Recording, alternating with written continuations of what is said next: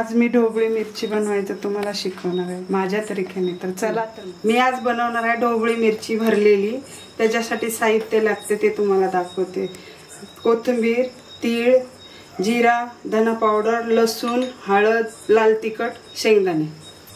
हे आपल्याला सगळं वाटून घ्यायचे। तीळ, धण्याची पावडर, जिरा, हळद, लाल तिखट, मीठ स्वादानुसार टाकायचं। थोडा ओवा पण टाकायचा हातावर चोळून असं। बघा असं वाटून घेतलंय।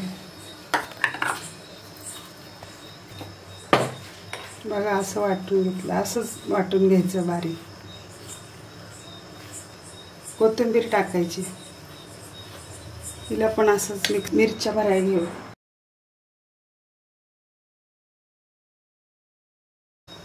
पूर्ण मसाला दाबून दाबून भरायचा। जितका बसन तितका भरायचा।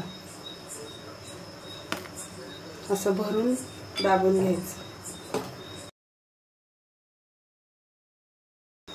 अशी छान लागते शिमला मिरची खायला। ढोबळी मिरची भाजायला घ्यायची।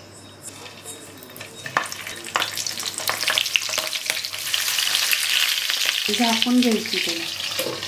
आणि ते वाफेमध्ये झाली तर बघूया तिला पलटी करायची।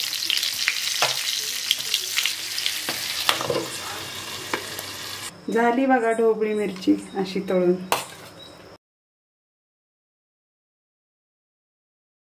बघा कशी तळली, छान छान तळली ना।